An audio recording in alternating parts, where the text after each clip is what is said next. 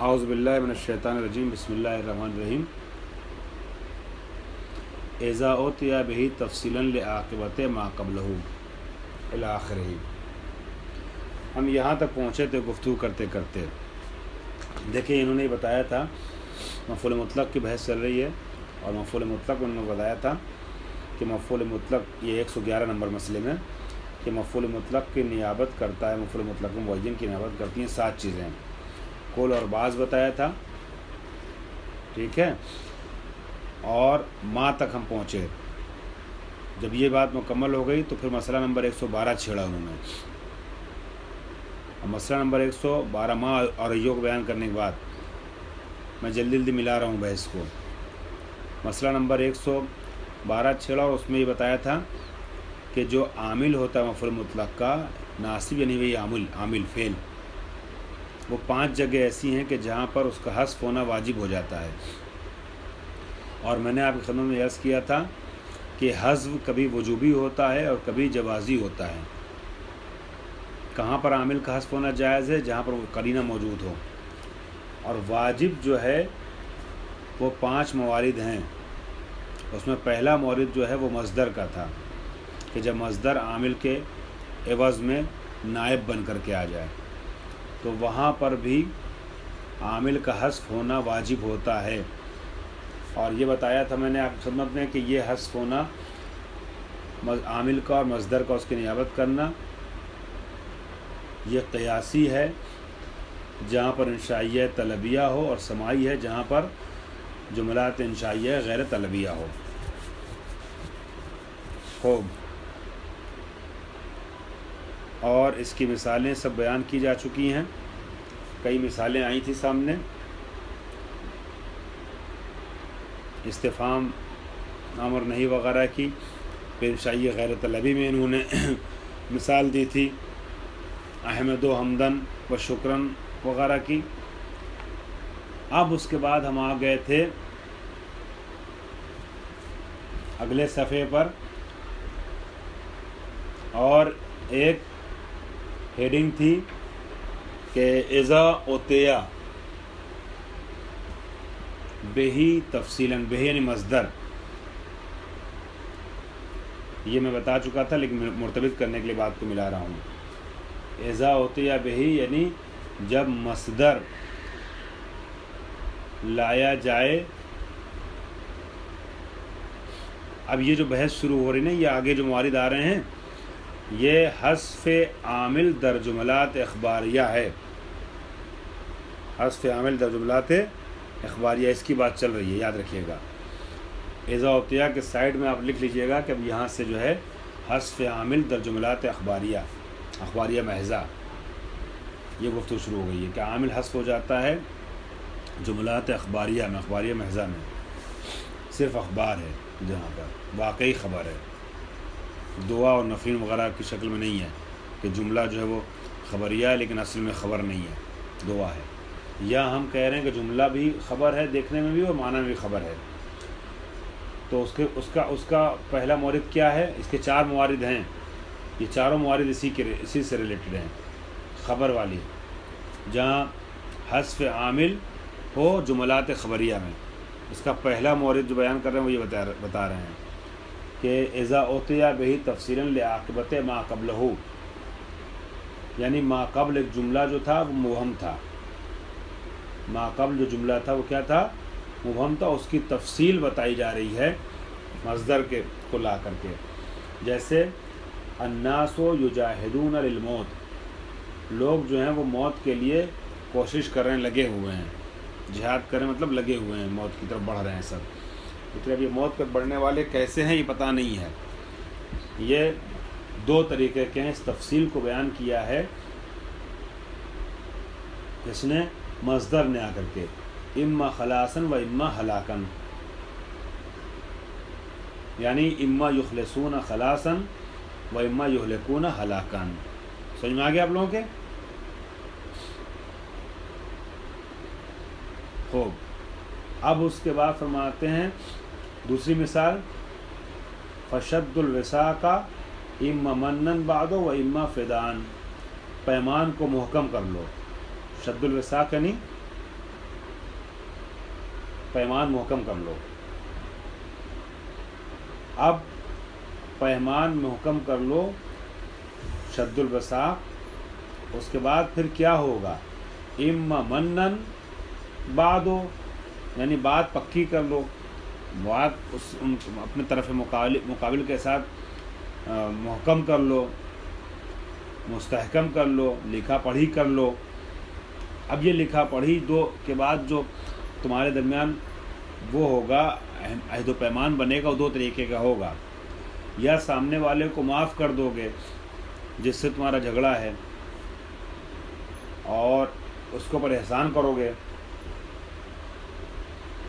اما منن بعدو، یا بعد یعنی اس کے بعد وثاق جب ہوگا تو یا تو سامنے والے کو معاف کر دو گے، یا ایسی صورت میں جب دو لوگوں سے اختلاف ہو گیا ہو تو کہا گیا ہے کہ آپس میں جو ہے وہ ایگریمنٹ لکھو، پیپر تیار کرو، بات یعنی مستحکم وہ بناؤ، ایک کیا بولتے ہیں، ڈیل بناؤ، مستحکم کرو اپنے پیمان کو، عہد و پیمان ہو جائے دو لوگوں کے درمیان. معاف کرنا ہے یا فدیہ لینا ہے، تو اپنی بات کو کلیئر کرو کہ تمہیں منت کرنا ہے، یعنی احسان کرنا ہے، معاف کر دینا ہے. وَإِمَّا فِدَانٍ، یا کیا لینا ہے؟ فدیہ لینا ہے، یعنی بدلہ لینا ہے. تو شاہد مثال ہماری یہ ہے کہ یہاں پر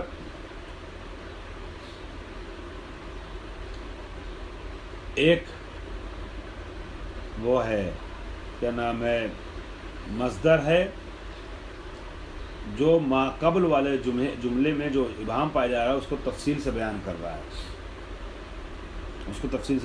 ہے، فشد الوثاق یعنی اپنے پیمان کو مضبوط کرنا، مگر کس اعتبار سے؟ یہ مبہم نہیں ہے.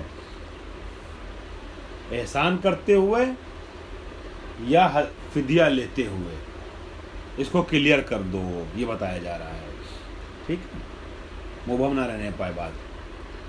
پیمان جو مستحکم ہونا چاہیے، کلیئر اور واضح ہونا چاہیے.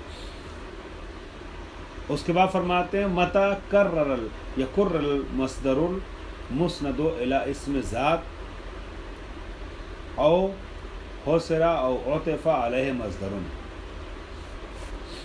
تیسرا مورد کے جہاں عامل کا حذف کرنا واجب ہے، ضروری ہے. یہ اچھا میں لکھوانا بھول گیا تھا. فَإِمَّا مَنًّا بَعْدُ وَإِمَّا فِدَانٍ کے اوپر اگر آپ چاہیں تو نمبر ڈال کے سائڈ میں لکھ دیں. اما تمنون منن، تمنونا منن، یہ تمنونا فعل تھا جو حذف ہو گیا، اور حذف ہونا واجب ہے. وَإِمَّا تُفْدُونَ فِدَاءً، لکھ لیا آپ نے، تفدونا، تے فے دال واو نون، تفدونا فداءً. منن اور فداءً کا جو مصدر تھا وہ فاعل جو تھا، سوری میں کیا کہہ رہا ہوں، عامل ناصب، وہ حذف ہو گیا، واجب ہے.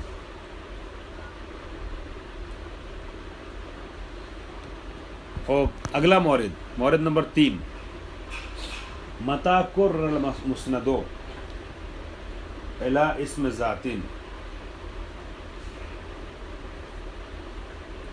اس میں یہ قاعدہ اس کو ذہن میں رکھیے گا پہلے، اس کے بعد میں ترجمہ کر رہا ہوں عبارت کا. لا يجوز الاخبار بالحدث عن الذات. یہ ایک جملہ کہا جاتا ہے کہ اس میں معنی کے ذریعے سے اس میں ذات کی خبر نہیں دی جاتی.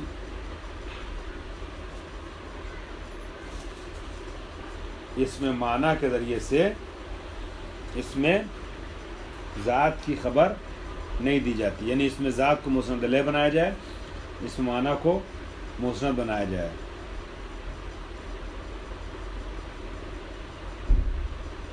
ٹھیک ہے، لہذا مصدر لاتے ہیں.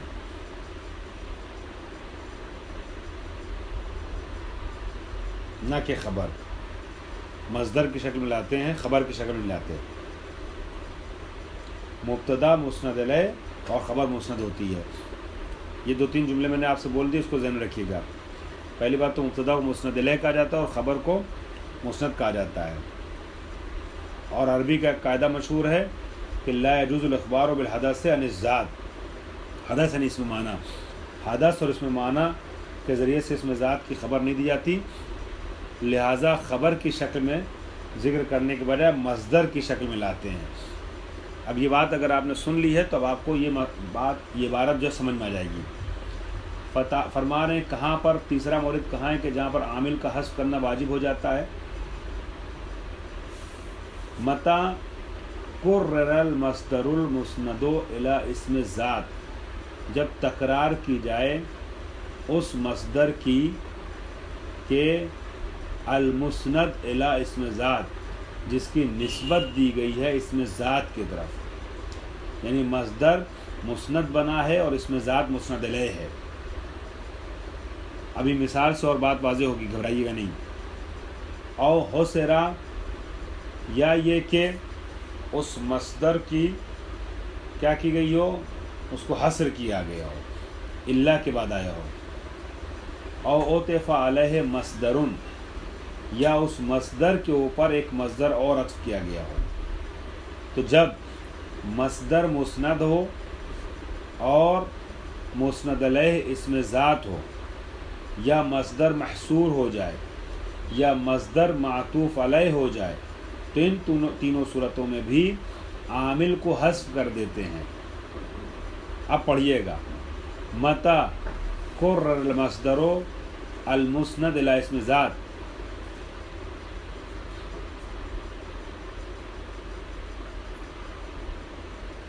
متى قرر المصدر، جب مصدر کی تکرار ہو۔ پہلی مثال دیکھیے گا، الغلام بکاءً بکاءً، الغلام بکاءً بکاءً، یہ بکاءً بکاءً کا عامل جو ہے وہ یبکی ہے۔ سمجھ میں آ رہا آپ لوگوں کے؟ بکاءً بکاءً کا عامل کون ہے؟ یبکی، یبکی بکاءً۔ اس میں الغلام اس میں ذات ہے، کسی فرد کو کہا جا رہا ہے، کسی ذات کو کہا جا رہا ہے غلام۔ متى قرر المصدر، مصدر کی تکرار ہوئی بکاءً بکاءً، المسند الی اسم ذات، اور وہ مصدر کہ جس کی نسبت دی گئی ہے اسم ذات کی طرف، یعنی غلام کی طرف، غلام پہ لکھے اسم ذات، یعنی غلام رو رہا ہے، ٹھیک ہے، رونے کی نسبت دی گئی کس کی طرف؟ غلام کی طرف۔ تو ایسی صورت میں بھی یبکی حذف ہو جائے گا، یعنی یبکی الغلام بکاءً بکاءً نہیں کہا جائے گا، واجب ہے کہ الغلام بکاءً بکاءً کہا جائے۔ حل ہو گیا، آگے بڑھیں۔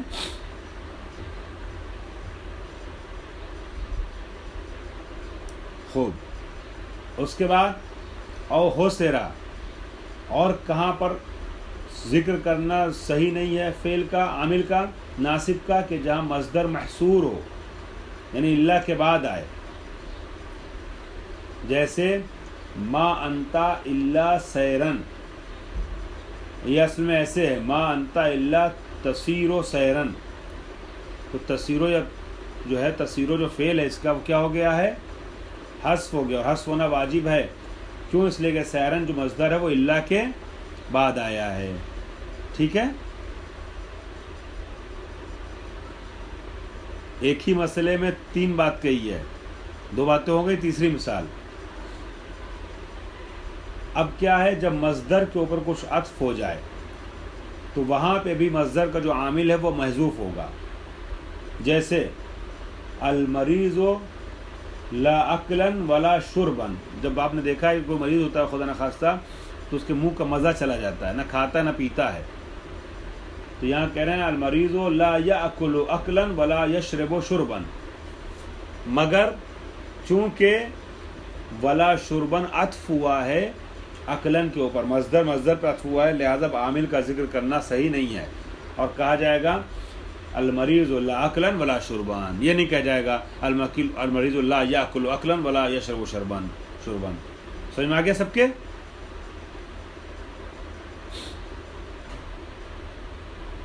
خوب، چلیے، میں اس لیے یہ بار بار پوچھتا ہوں نا کہ مجھے پتہ چلے کہ ہمارے یہاں نیٹ ورک کی پرابلم نہیں اور آپ لوگوں تک بات کلیئر پہنچ رہی ہے، آپ کے میسج کے، آپ کے جواب سے میں مطمئن ہو جاتا ہوں کہ بات پہنچ رہی ہے، چونکہ ہو سکتا ہے آپ میں سے ہر آدمی اگر میری آواز نہ پہنچے تو یہ سوچے ممکن ہے میرا نیٹ ورک خراب ہے تو نہ بولے، تو آپ کے نہ بولنے کی وجہ سے مجھے پتہ نہیں چل پائے گا.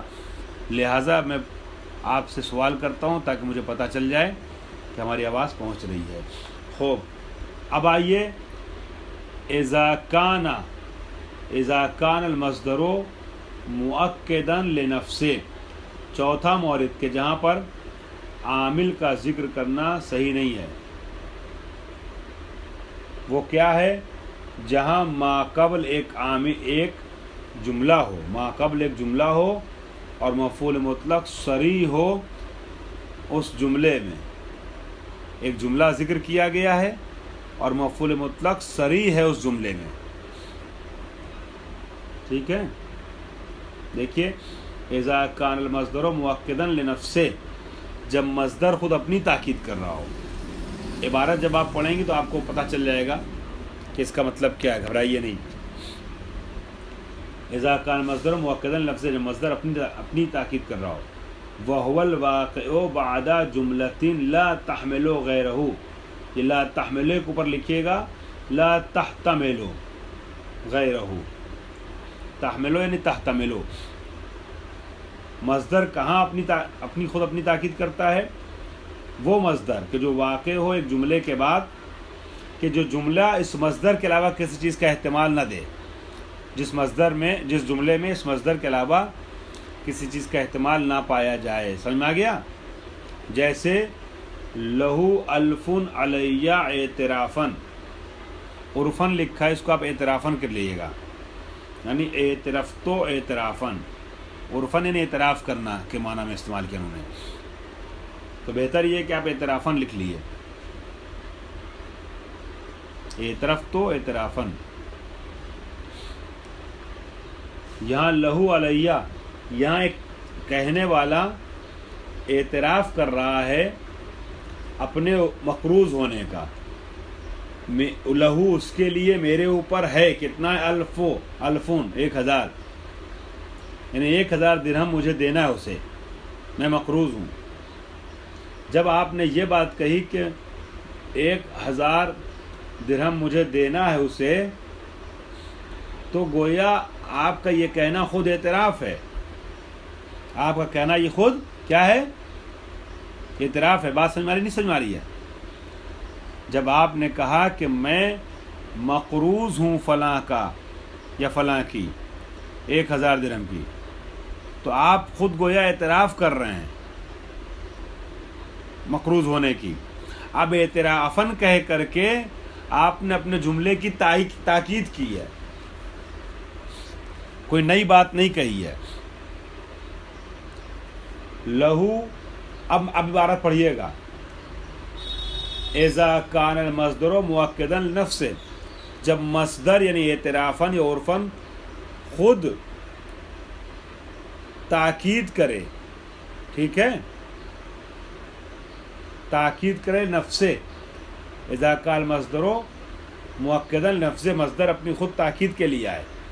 وهو الواقع بعد جملۃ، اور وہ مصدر واقع ہو ایک جملے کے بعد، یعنی اعترافن یا عرفن، لہو علیہ عرفن کے بعد، ایک جملے کے بعد واقع ہو کہ لا تحتمل غیرہ، کہ جو جملہ اس مصدر یعنی اعتراف کے علاوہ کسی چیز کا احتمال نہ رکھتا ہو اپنے اندر.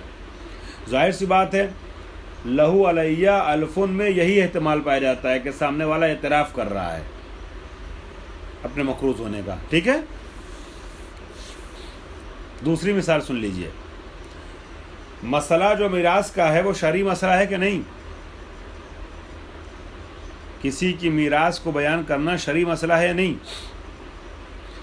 تو ہم کہیں کہ فلاں کی میراث دینی چاہیے اور پھر کہیں شرعاً، تو ظاہر سی بات ہے کہاں یہ منطقاً ہے، کہاں یہ سیاستاً ہے، کہاں یہ جغرافیتاً ہے، یہ شرعاً تو ہے ہی ہے. جب ہم میراث کی بات کریں گے تو خود شرعی مسئلہ ہے. اب آپ کہیں کہ شرعی طور پر اس کو میراث دینا واجب ہے، تو یہ شرعی طور پر یہ تاکید ہے خالی. جب آپ یہ کہہ رہے ہیں کہ اس کے اوپر میراث دینا واجب ہے تو شرعاً تو ہے ہی ہے. پھر یہ کہیں کہ شرعی طور پر واجب ہے، تو کہاں میراث جو ہے وہ جغرافیائی طور پر واجب ہوتی ہے، کہاں میراث سیاسی طور پر واجب ہوتی ہے. سمجھ میں آ گیا آپ سب کے؟ لہ المیراث یہ حکم شرعی ہے. پھر آگے کہا گیا شرعن، یعنی شرعت و شرعن، لہ المیراث و شرعت و شرعن. تو شرعت و یہاں پر جو فعل ہے اس کا شرعن کا وہ حذف رہے گا. ایسی صورت میں کہ جہاں پر مصدر تاکید کرے اس جملے کی کہ جس جملے میں خود اسی مصدر کا احتمال پایا جاتا ہے. میں سمجھتا ہوں کہ بہت ٹھہر ٹھہر کے آرام سے میں نے پیش کیا ہے. وہ بات جو 5 منٹ میں کہی جا سکتی تھی میں نے 15 منٹ میں بیان کی ہے. آپ سب کے لیے آسان ہو گئی ہوگی. خوب آگے بڑھیں. جزاکم اللہ. 5واں اور آخری مورد کہ جہاں پر عامل کا حذف ہونا واجب ہے. متا یا متستعمل المصدر للدفع ما فی الجملۃ التي قبلہ من احتمال المجاز. آپ نے ایک جملہ بولا تو اس میں ہو سکتا ہے اس جملے میں مجاز کا احتمال پایا جائے، لیکن مصدر بول کر کے اس جملے کے مجاز کو دور کیا جا رہا ہے.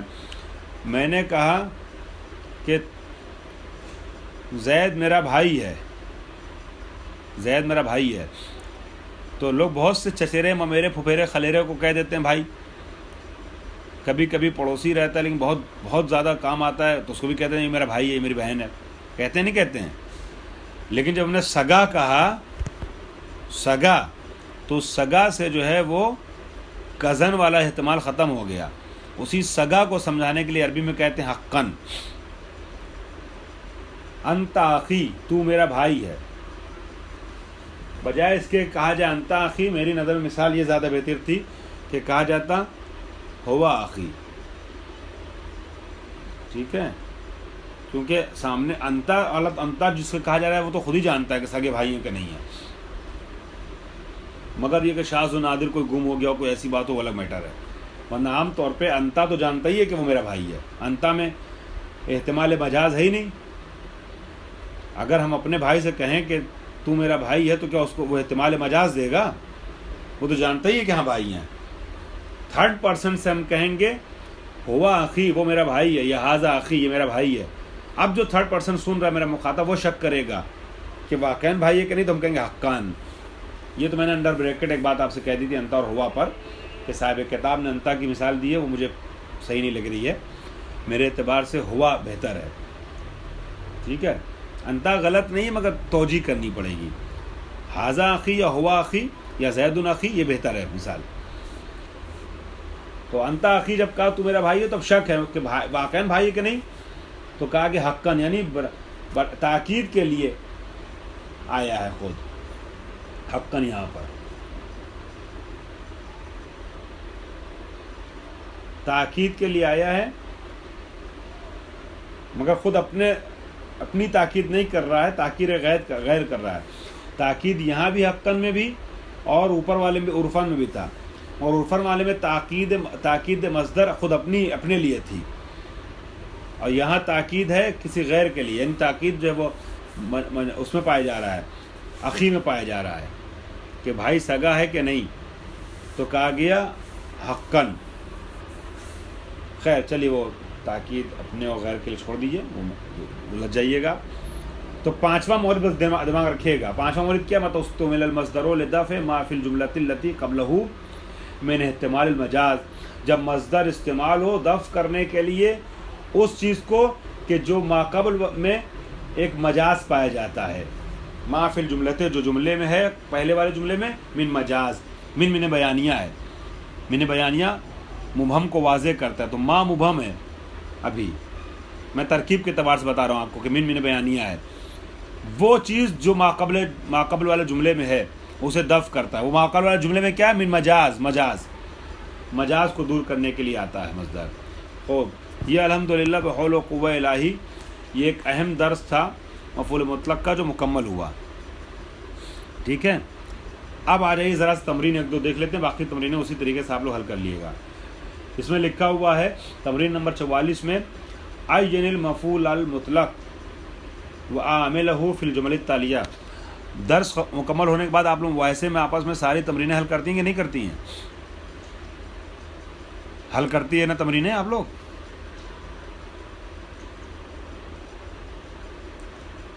میں نے آپ لوگوں سے پہلے بھی عرض کیا تھا، مبادی جو ہے وہ تمرین کی کتاب ہے، چونکہ حضوری کلاس نہیں ہے، آن لائن کلاس ابھی چل رہا ہے اور وقت کم ہوتا ہمارے پاس، آدھے گھنٹے میں 10 سمیٹنا پڑتا ہے، اس لیے تمرین نہیں کرا پاتے ہیں، ورنہ ہم جو ہے وہ بغیر تمرین کرائے مبادی جب پڑھاتے ہیں تو آگے نہیں بڑھتے ہیں، ساری تمرینیں کراتے ہیں یا زیادہ تر تمرینیں حل کراتے ہیں، ابھی وقت کی قلت کی وجہ سے نہیں کرا رہے ہیں، تو آپ لوگ بغیر آپس میں تمرین کیے آگے مت بڑھیے گا، مباحثہ ضرور کیجیے گا، مباحثے میں تمرین ضرور حل کیجیے گا۔ تو یہاں بتا رہے ہیں تمرین نمبر 44 میں کہتے ہیں کہ مفعول مطلق کو اور اس کے عامل کو مشخص کیجیے۔ یہ آسان تمرین ہے، میں ایک دو تمرین کر کے آگے بڑھ رہا ہوں۔ وہ کیا ہے؟ وآت ذی القربى حقہ والمسکین وابن السبیل، ٹھیک ہے، ولا تبذر تبذیرا، جو صاحبان حق ہے ان کا حق دے دیجئے، ان کا حق دے دو، ٹھیک ہے، مسکین کا حق دے دو، ابن سبیل کا یعنی راستے میں چھوٹ جانے والے کو، ولا تبذر تبذیرا، اور اس کے ساتھ افراط سے کام نہ کرو۔ یہاں بتائیے مفعول مطلق کیا ہے اور اس کا عامل کیا ہے؟ احسن، تبذر مفعول تبذیرہ مفعول مطلق ہے اور اس کا عامل کیا ہے؟ محذوف ہے یا مذکور ہے؟ اس کا عامل کیا بتائیے جلدی؟ ہاں تبذر وہ عامل ہے، صحیح۔ اور لوگ کہاں ہیں؟ کوئی جواب نہیں دے رہا ہے؟ مذکور ہے، سب لوگ بتایا کیجیے۔ خوب، دوسری مثال ہے وَإِنَّ السَّاعَةَ لَآتِيَةٌ فَاصْفَحِ الصَّفْحَ الْجَمِيلَ، وقت آنے والا ہے تو اپنے کو اچھے سے ادا کر لو۔ تو یہاں الصفح الجمیل صفت موصوف مل کر کے مفعول مطلق بن سکتا ہے، مگر مفعول مطلق کے نوعی بنے گا۔ جمیل جو ہے وہ نوعیت کو بتا رہا ہے۔ اب اس کو ہم چھوڑتے ہیں، آگے بڑھتے ہیں تمرین نمبر 45 پر۔ ایو شیء نابع عن المفعول المطلق المؤکد اب المبین مؤکد اب المبین فی الجمل التالیہ، آگے آنے والے جملے میں کون سی چیز ہے جس نے مفعول مطلق مؤکد اور مبین کی نیابت کی ہے؟ مفعول مطلق تاکیدی کی یا مفعول مطلق صحیح آپ نے کہا نوعی ہے۔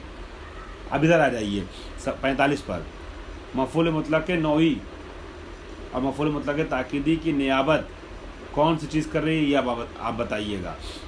ایو شیء نابع عن المفعول مطلق، پڑھیے قرآن مجید کی آیت وَلَن تَسْتَطِيعُوا أَن تَعْدِلُوا بَيْنَ النِّسَاءِ، یہ سورہ نساء کی ایک آیت ہے جس میں شوہروں کو ازواج کے ساتھ انصاف اور کیا نام ہے بہترین انداز سے زندگی گزارنے کے سلیقے سکھائے گئے، اسی کا ایک حصہ یہ ہے۔ وَلَن تَسْتَطِيعُوا أَن تَعْدِلُوا، ایک سے زیادہ شریک حیات ہونے کی صورت میں حب کے اعتبار سے تو تم عدل نہیں کر سکتے، حالانکہ باقی چیزوں میں عدل لازم ہے، جو ایک کو دیا جائے وہی دوسرے کو دیا جائے، حق ہے اس کا برابر کا، لیکن ہاں حب کے اعتبار سے عدل انسان چاہ کے بھی نہیں کر سکتا ہے، کسی سے کم ہوتی ہے محبت، کسی سے زیادہ ہو جاتی ہے۔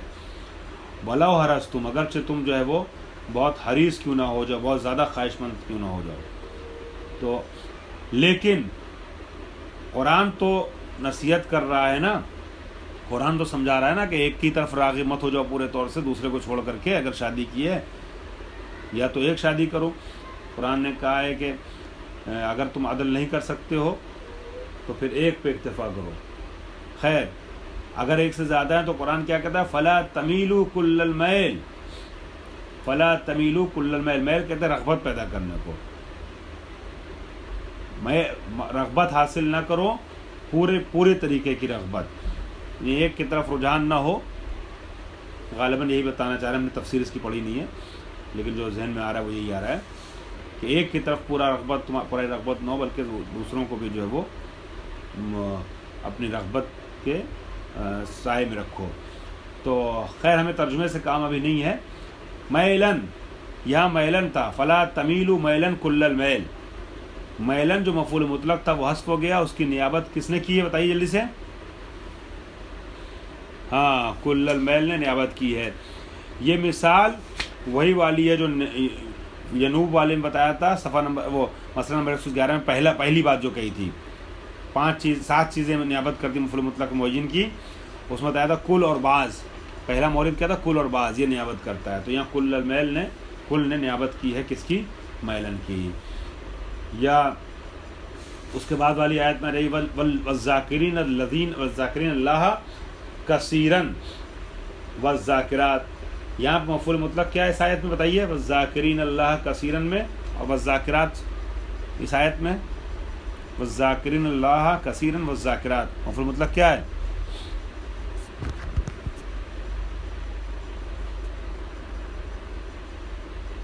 ہاں، کثیرن.